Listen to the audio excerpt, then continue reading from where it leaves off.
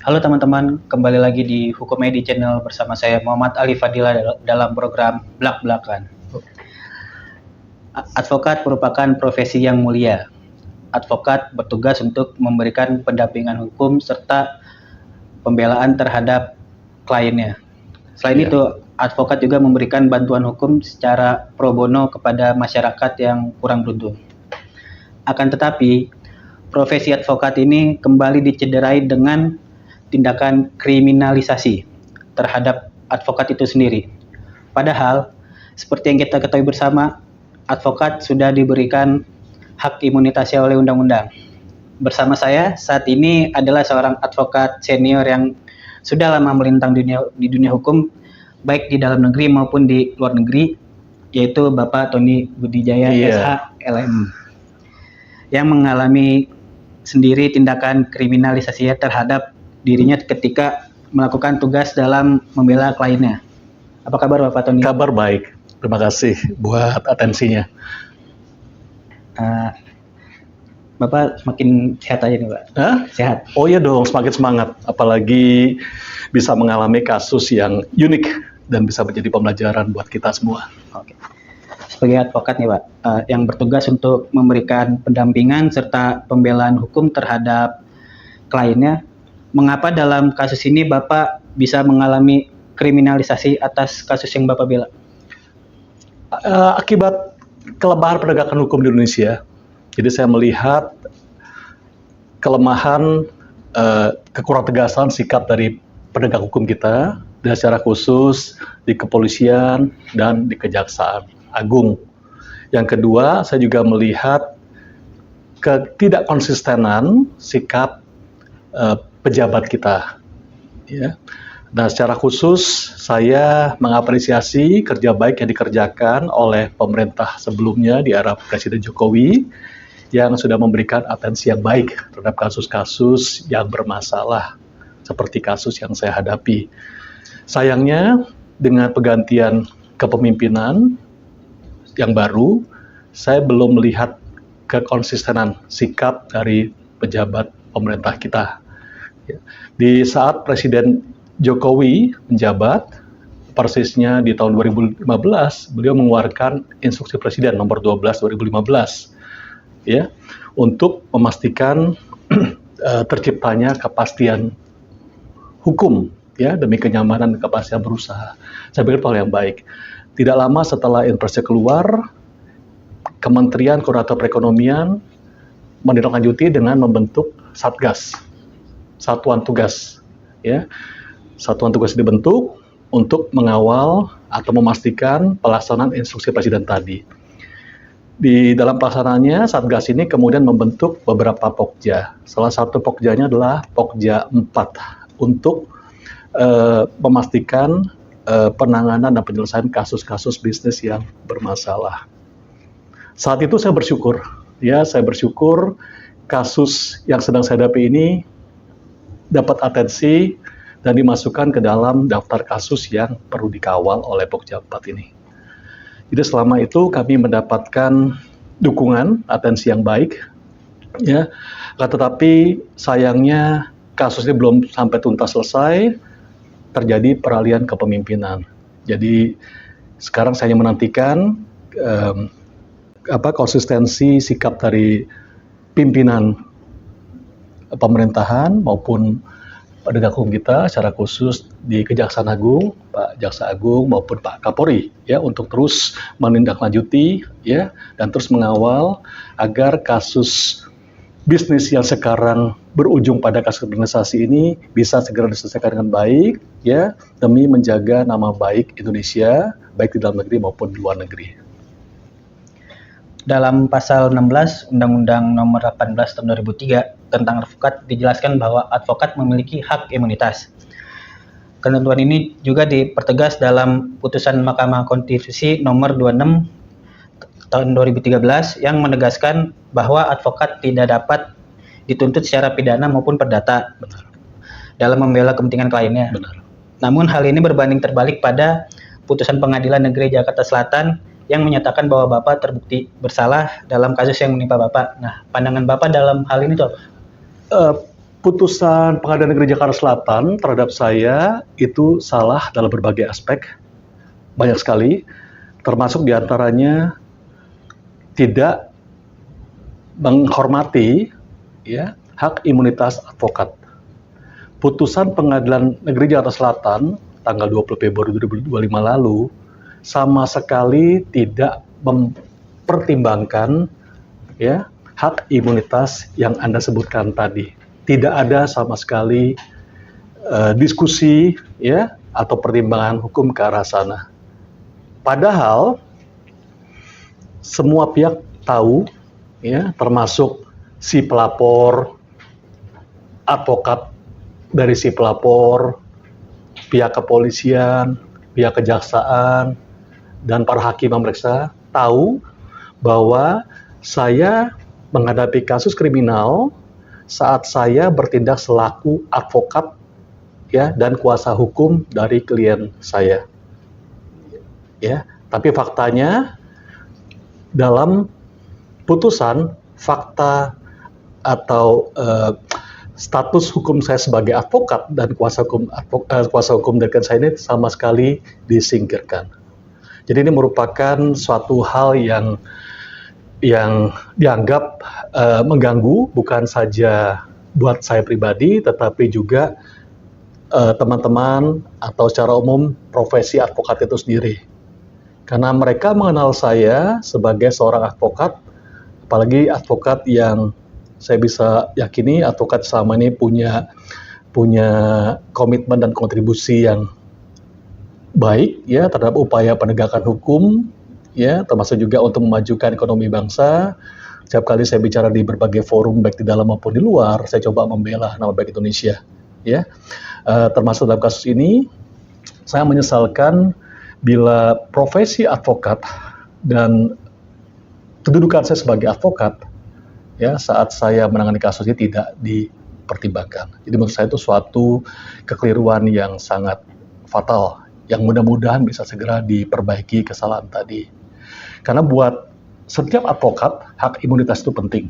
Ya, itu bukan hanya hak, akan tetapi juga merupakan kewajiban atau tanggung jawab ya kepada setiap advokat supaya ia berani untuk menjalankan panggilan atau tugas profesinya ya dengan sebaik-baiknya. Berani untuk berkata-kata, berani untuk berpendapat ya, berani untuk bahkan mengadukan bila terjadi hal-hal yang tidak baik, tidak benar ya, atau merugikan kepentingan kliennya ya kepada pejabat yang berwenang. Jadi hak imunitas itu harus ada dan tidak boleh disingkirkan. Pada saat penetapan Bapak sebagai tersangka, apakah sebelumnya Bapak telah diperiksa sebagai saksi, Pak? Tidak pernah. Tidak pernah. Saya baru diperiksa saat saya sudah ditetapkan sebagai tersangka oleh Satreskrim Polres Metro Jakarta Selatan. Saya kemudian menerangkan duduk perkaranya, ya, termasuk semua bukti-bukti yang ada terkait dengan proses sita eksekusi yang selama ini dicegah atau dilawan oleh pihak debitur, ya, yang kemudian melakukan aksi kriminalisasi tadi. Saya masih ingat pada saat saya memberikan keterangan pertama saya, ya, si penyidik tadi bahkan langsung ya menyampaikan permohonan maafnya, ya, karena selama ini tidak memahami kasusnya dengan lengkap dan baik.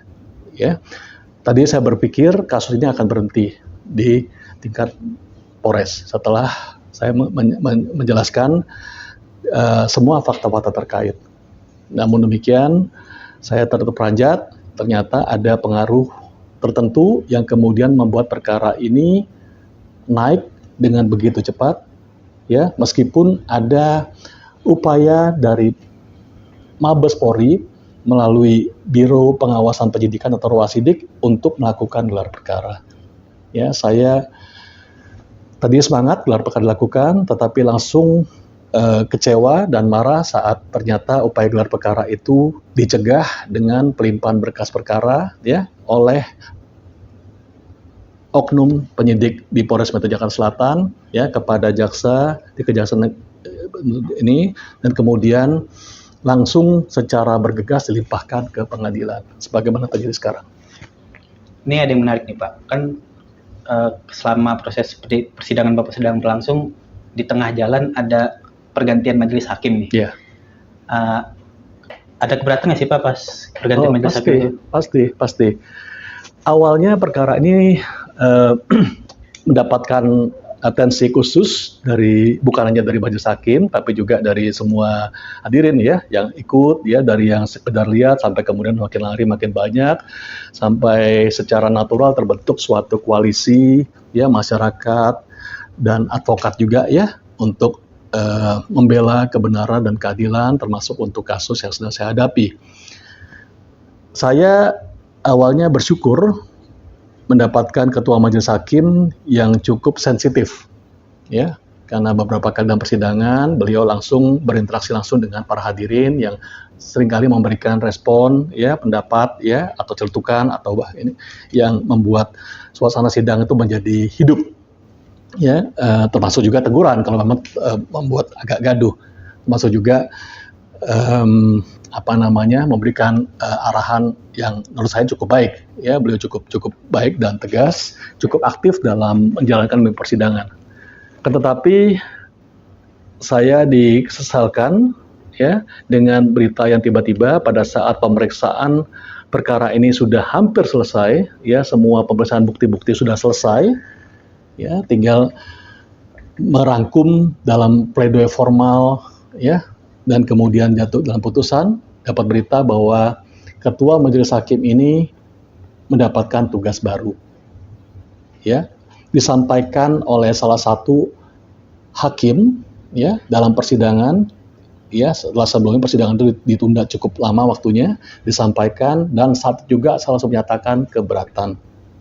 Saat saya menyatakan keberatan, saya diminta dan langsung saya jalankan setelah itu untuk menyampaikan keberatan itu secara formal kepada Ketua Pengadilan Negeri Jakarta Selatan.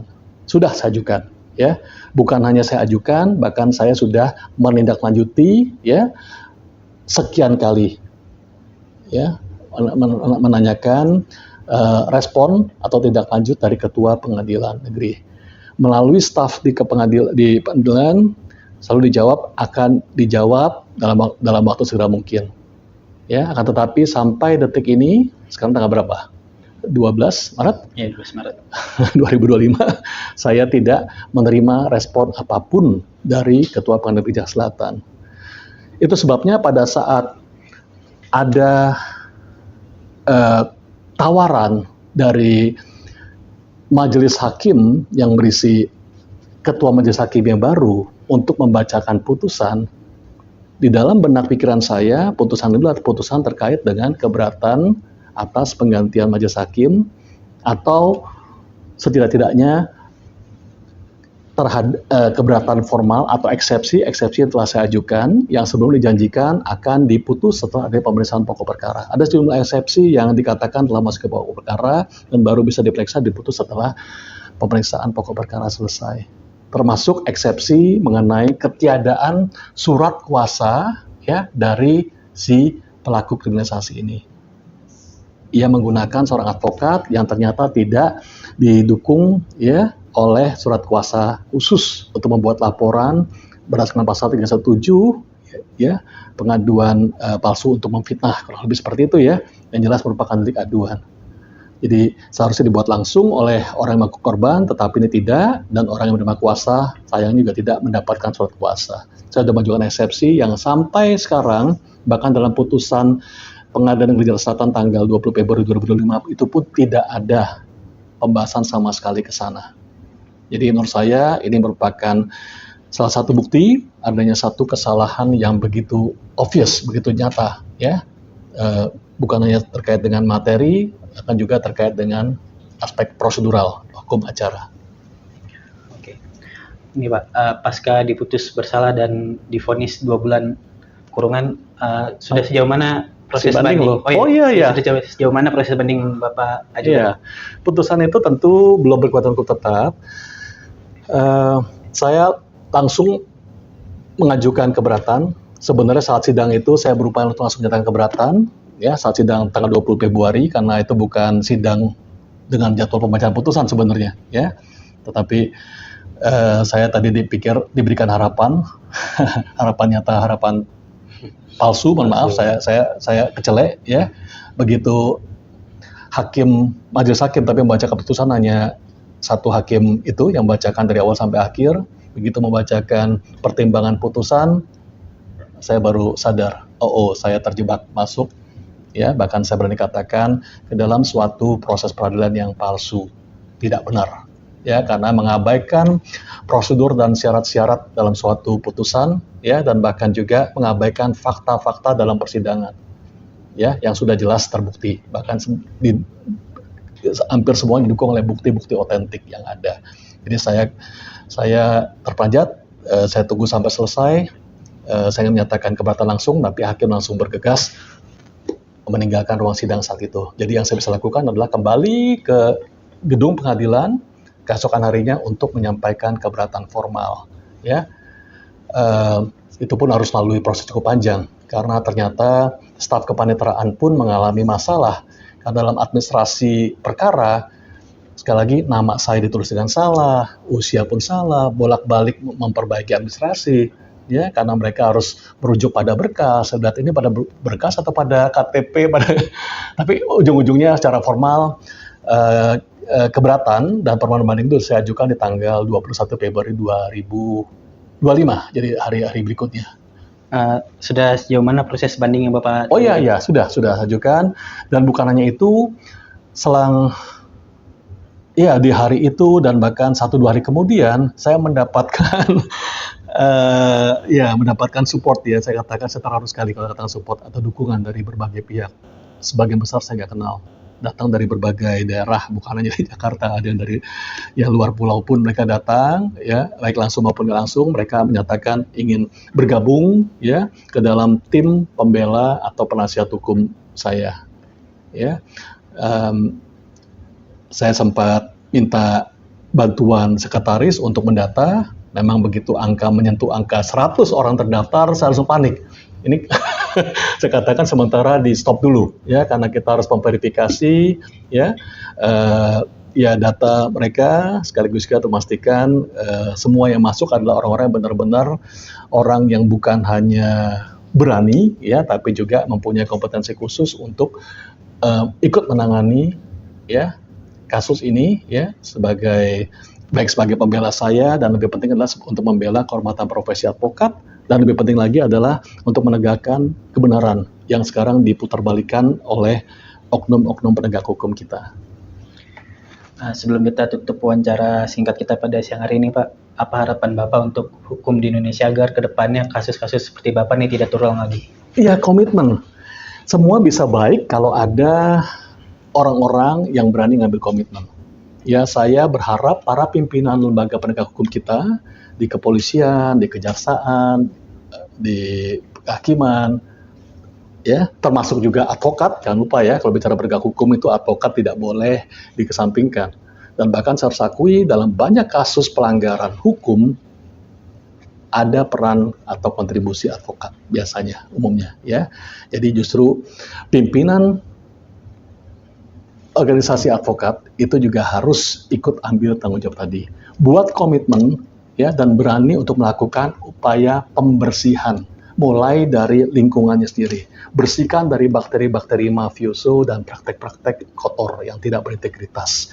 Ya, jadi komitmen itu perlu, dan saya juga dorong ya para lembaga pengawas, komisi pengawas advokat, komisi kepolisian, komisi kejaksaan, komisi yudisial berani dan cepat tanggap ya. Jadi harus cepat tanggap dalam menindaklanjuti kasus seperti ini ya.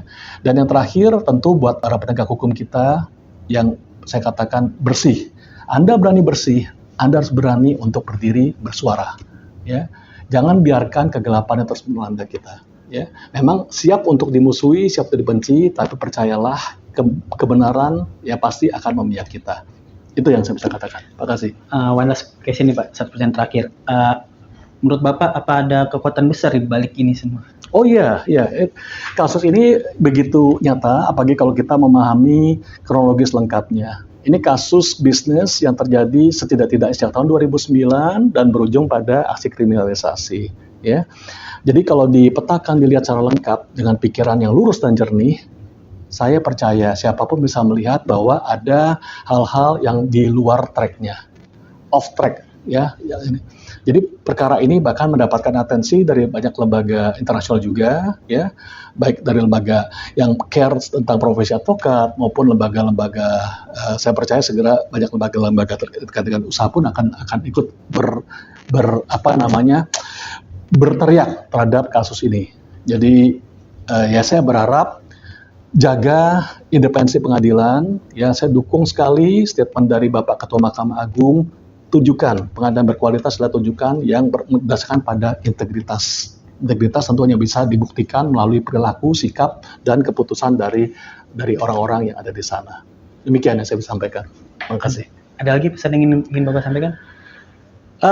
Jangan pernah menyerah. Saya di sini, saya menikmati, ya. Saya sungguh menikmati. Saya percaya kesempatan yang Tuhan berikan kepada saya dan kepada ya siapapun yang mendengar, ya.